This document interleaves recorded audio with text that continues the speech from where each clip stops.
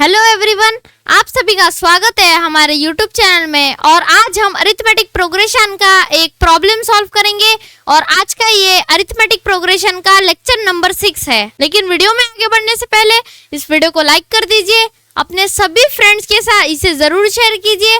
हमारे चैनल को अभी तक आपने सब्सक्राइब ना किया हो तो सब्सक्राइब कर लीजिए। सब्सक्राइब बटन के साइड में जो बेल आइकन का बटन है उसको ऑल पे सेट कर लीजिए, ताकि जब भी हम कोई नया वीडियो अपलोड करें तो उसकी नोटिफिकेशन आपको तुरंत मिल जाए। तो चलिए आज के वीडियो की शुरुआत करते हैं। तो देखिए आज का फर्स्ट प्रॉब्लम का क्वेश्चन आपके सामने है। ये देखिए क्वेश्चन हम पढ़ते हैं। क्वेश्चन में लिखा है determine the AP whose third term is 5 and 7th term is 9। तो ये क्वेश्चन के अकॉर्डिंग यहाँ पे गिवन में क्या दिया है, हमें गिवन में दिया है थर्ड टर्म जो कि है 5 एंड 7th टर्म जो कि है 9। मीन्स हमें A3 दिया है, A3 हमारा है 5 और 7th टर्म मीन्स A7 दिया है, हमारा A7 है 9। और हमें क्या फाइंड आउट करना है, हमें AP फाइंड आउट करना है। तो हम ये प्रॉब्लम कैसे सॉल्व करेंगे, हम पहले यहाँ गिवन लिख लेते हैं। A3 is equals to 5 and A7 is equals to 9। तो हमें ये दिया है A3 is equals to 5 and A7 is equals to 9। और जैसे कि आपको हमने इसके प्रीवियस लेक्चर्स में मींस 4th लेक्चर में शायद से हमने nth टर्म ऑफ AP ये फॉर्मूला स्टडी किए थे, वही फॉर्मूला हमें आज के ये क्वेश्चन में यूज करना है। तो चलिए हम यहाँ साइड में फॉर्मूला लिख लेते हैं। nth टर्म ऑफ AP का फॉर्मूला है an is equals to a plus n minus 1 into d। तो ये देखो हमने nth टर्म ऑफ AP का जो हमने इसके प्रीवियस लेक्चर में स्टडी किए थे वो फॉर्मूला हमने यहाँ लिख लिया है। यही फॉर्मूले का आज हम यूज ये वाले क्वेश्चन में करने वाले हैं। तो क्वेश्चन सॉल्व करते हैं। ये देखो पहले गिवन में क्या दिया है, हमें गिवन में दिया है A3 is equals to 5। हम A3 को और एक और तरीके से और कैसे स्पेसिफाई कर सकते हैं। A3 मतलब क्या होगा, A3 मीन्स होगा A plus 2D। हम यहाँ पे लिख लेंगे A3 को, हम A3 is equals to A plus 2D। देखो हमने यहाँ पे लिख लिया है, हमने A3 का स्पेसिफाई करके हमने A3 को यहाँ लिख लिया है। हमने देखो यहाँ पे यही फॉर्मूले का इस्तेमाल किया। मैंने आपको बताया था यहाँ पे जो n होता है तो यहाँ पे n-1 होता है। तो ये देखो n is equals to A plus n-1 into D, यही फॉर्मूले का हमने यहाँ पे यूज किया। ये देखो तो A3 की वैल्यू क्या दी है, A3 की वैल्यू दी है 5। तो हम ये A3 की जगह यहाँ पे 5 पुटअप करेंगे तो ये हो जाएगा therefore 5 is equals to A plus 2D। तो ये देखो ये हमें क्या मिल गया, हमें ये एक इक्वेशन मिल गया है।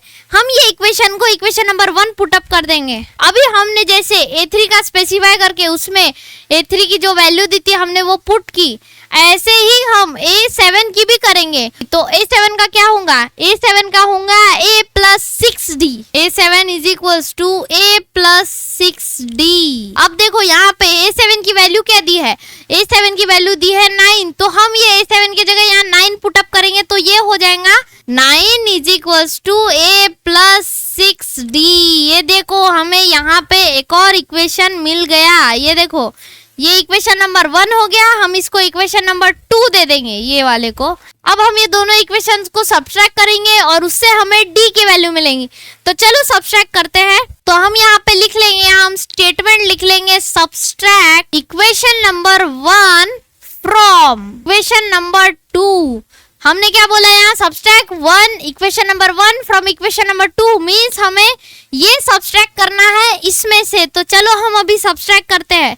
तो जैसे कि हमें ये सब्ट्रैक्ट करना है इसमें से, तो सबसे पहले हम ये वाला ऊपर लिखेंगे। ये देखो हम यहाँ लिखेंगे 9 is equals to A plus 6D।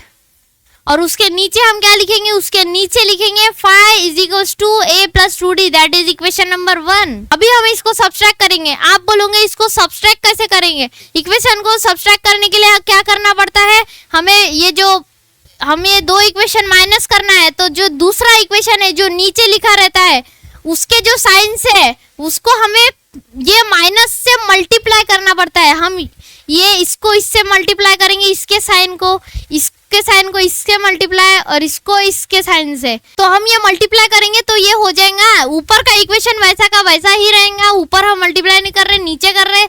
तो ये 9 is equals to A plus 6D और माइनस को 5 से मल्टीप्लाई करेंगे तो ये हो जाएगा -5 इज इक्वल्स टू, माइनस को a से मल्टीप्लाई करेंगे तो ये हो जाएगा -a, और ये माइनस को प्लस से मल्टीप्लाई करेंगे तो माइनस इंटू प्लस हो जाएगा माइनस, तो ये हो जाएगा -2d। तो ये देखो ये हमें अभी मिल गया है। अब हम इसको सब्सट्रैक्ट करेंगे। चलो सब्सट्रैक्ट करते हैं। 9 - 5, 9 - 5 क्या होता है? 9 - 5 होता है 4 इज इक्वल्स टू, ये देखो यहाँ पे प्लस a है, यहाँ पे माइनस a है, मीन्स ये दोनों कट जाएंगे, मीन्स यहाँ पे बस 0 बचेगा, 0। अब ये वाला प्लस 6d माइनस 2d, तो ये 6 - 2 हो जाएगा +4d। तो देखो हमने ये दोनों इक्वेशन को सब्सट्रैक्ट करके हमारा ये आंसर निकला है। हम इसको अभी आगे सॉल्व करते हैं और d निकालते हैं।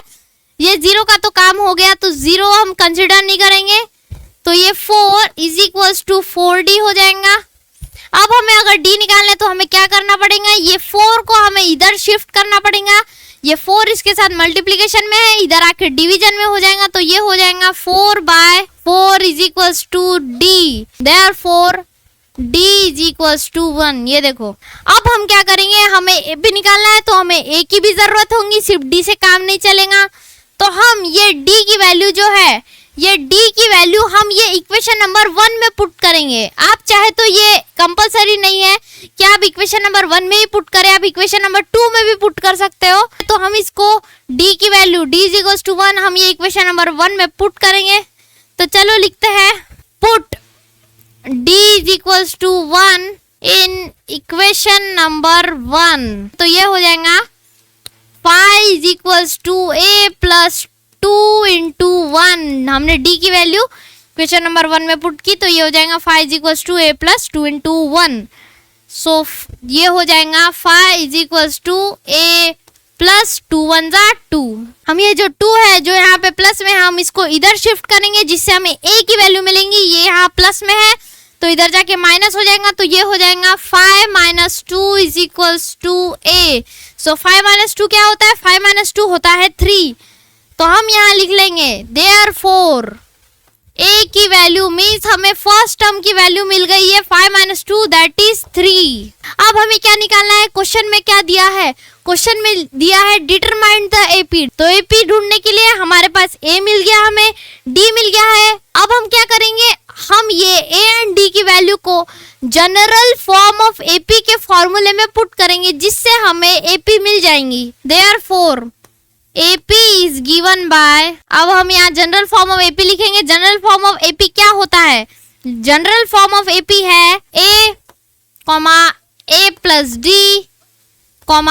a plus 2d, a plus 3d and so on.